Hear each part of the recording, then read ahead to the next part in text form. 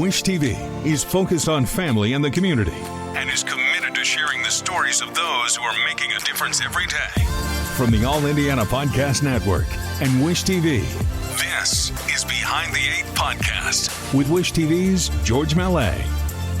This is George Mallet, and this is the Behind the Eight Podcast, where we talk to people behind the scenes here at Wish TV 8. In a moment, we'll talk to Mother Tara Hastings. You already knew she was a meteorologist. We're going to talk about the joys of motherhood. What can 160 years of experience teach you about the future? A lot, especially when it comes to protecting what matters. At Pacific Life, we've helped people and businesses confidently embrace the future with life insurance, retirement income, and employee benefits. With strategies built on strength and trust, and a promise to be here for you today and tomorrow. Ask a financial professional how Pacific Life can help you today. Pacific Life Insurance Company, Omaha, Nebraska, and in New York. Pacific Life and Annuity, Phoenix, Arizona. Audible's romance collection has something to satisfy every side of you. When it comes to what kind of romance you're into, you don't have to choose just one. Fancy a dalliance with a duke, or maybe a steamy billionaire. You could find a book boyfriend in the city and another one tearing it up on the hockey field. And if nothing on this earth satisfies, you can always find love in another realm. Discover modern rom-coms from authors like Lily Chu and Allie Hazelwood, the latest romantasy series from Sarah J. Maas and Rebecca Yarros, plus Regency favorites like Bridgerton and Outlander. And of course, all the really steamy stuff. Your first great love story is free when you sign up for a free 30-day trial at audible.com/Wondery. That's audible.com/Wondery. And we are now joined here on the Behind the Eight Podcast by Tara Hastings. And the reason, Tara, I wanted to talk to you was because my observation is that you absolutely love being a mom. Oh my gosh. Yes. So, it's my favorite thing. So give me a little bit of the history, because you and I have that in common, that we weren't kids when we became parents. We were not. So kind of take me through the what led you to make the decision and how much fun it is. Well, I've always wanted to be a mom. And I was coming to the point where I thought, gosh, is this ever going to happen? And then I met my husband, and he had, at the time, my stepdaughter was about 7-8 years old when we met. But I always wanted to have a baby of my own. And I thought, listen, being a stepmom is great. And if that's all that we were able to have, that would be fine. But we were blessed with a little baby. And when we found out I was pregnant, it was on Thanksgiving. Wow. And my in-laws were in town. And the chief meteorologist, Ashley Brown, she was pregnant and getting ready to deliver in about a month or so.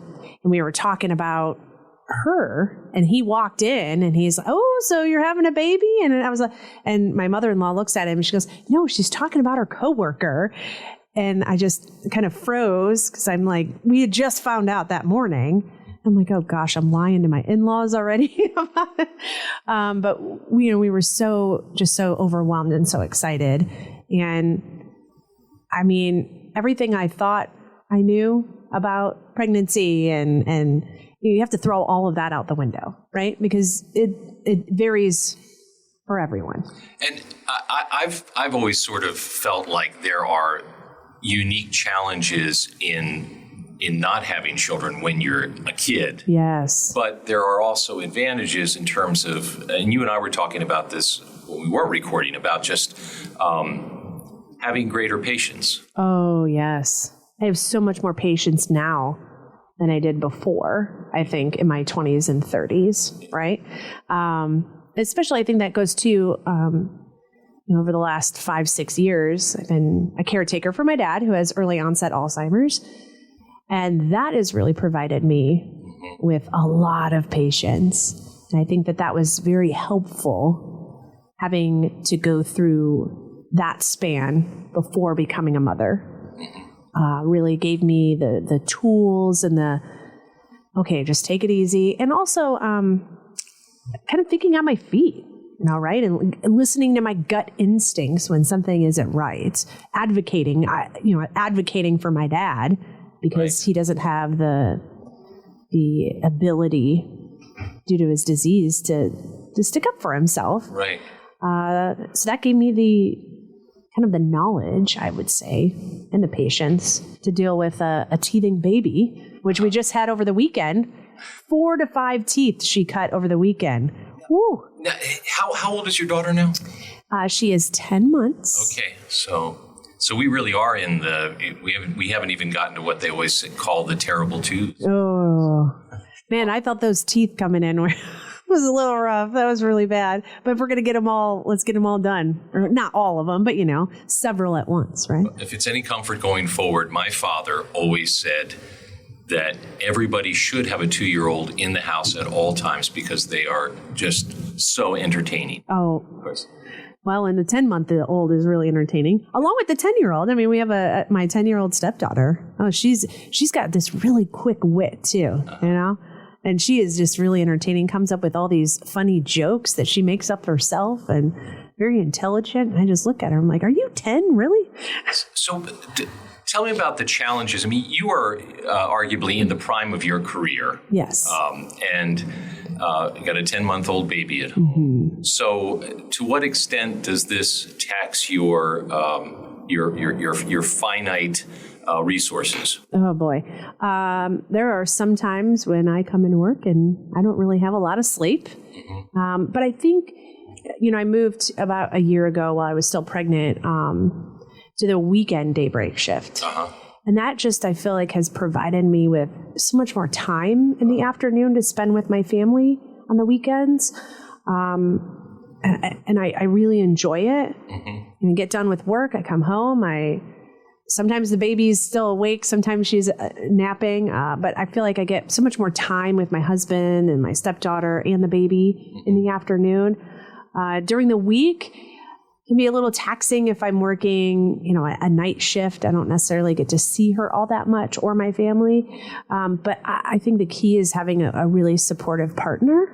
Yeah. And he is just so amazing. I'll handle bedtime, or we have a calendar and we decide the week before on Sunday, okay, like here's what the week entails. On Monday and Tuesday, I'll do drop off, you do pickup, or vice versa, or whatever. So we kind of have that discussion. I think, the flexibility between the two of us, I could not have asked for a better partner in that too, That's very helpful. Yes, it is so key. You mentioned your father, the challenges in dealing with early onset Alzheimer's. Yes. To what extent is he aware of the fact that he has a granddaughter, and is he in a place where he can get any enjoyment out of this? I will tell you, his disease has progressed. He has a really good aphasia where he really cannot come up with words and have a conversation with you. But when I do say, I love you, he does say back, I love you too. He does know who I am. And his face lights up every single time I come in there with her. And he goes, oh, even if he's like kind of sleepy in the mid-morning hours, his face just perks up and he's like, oh, look at there, or doesn't really know her name or remember her name, but that's okay. He smiles and he loves taking her for a walk. I'll bring in the stroller because it's just so much easier to bring in the stroller in the memory care. And if the day is nice, and we'll go for a walk outside and walk around the building a couple of times. He's a pacer. He loves to just walk and pace the hallways. So we'll get out and walk around the building a couple of times. He loves that. Or just up and down the hall if it's raining. He will just go nonstop back and forth and just enjoys it. And sometimes there's been a couple of times where I've had to, change her, and he'll just take the stroller without the baby and just walk up and down. It's like his thing. And so it's really refreshing to me to see that. Yeah. Because I do think he knows and recognizes the little baby. And that's something that, he's always, right before he lost his ability to write and to speak and in coherent sentences, he did write me a note and said, one day I hope you have a little girl. Is the best thing when I was able to hold you in my arms and when you were first born. So he got to he was able to express that to me. And I think that was really, really, really precious. And clearly you're able to appreciate that in those moments when he's pushing your daughter in the stroller. Oh, melts my heart. Yeah. Melts my heart when I see him do that. And just the look on his face and just sometimes he just starts giggling at her or whatever whenever she makes a funny face or says something or smiles and you go, look at that, So, yeah. Now, one of the advantages that young parents have that you and I didn't have is that you can use your parents as caregivers, because they're, yes, they're the age I am now. So, built-in babysitters. So what, Is there any sadness in not having that kind of resource? I think so, yeah. Because it would have been wonderful to see him pick her up and watch her. I joke around when I go, "Are you going to change your diaper?" No. My mom often jokes that he didn't really change my diapers either, so it's just kind of a funny joke. But yeah, I do miss that. But you know what? I think you just cherish the time that you have. And this is the circumstance that we're under. And this is what I'm going to deal with and live in the moment. One of my friends, when he retired from the Air Force, said, "Time is a non-renewable resource. Use it wisely." And I have just been living that ever since I found out my dad was not doing well. So I just think it's really important to just soak up those moments. Yeah. So that being the case, what advice or tips might you have for somebody considering motherhood in their mid-30s as opposed to their late 20s?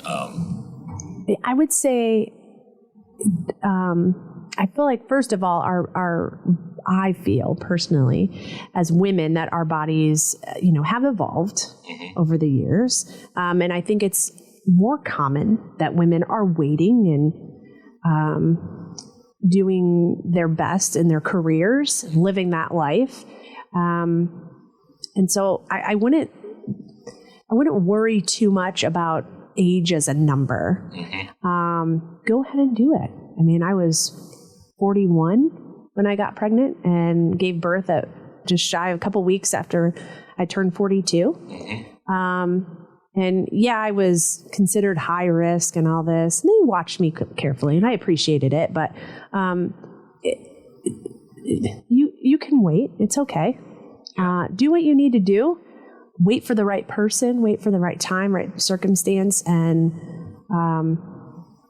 live it up and enjoy it. Enjoy it.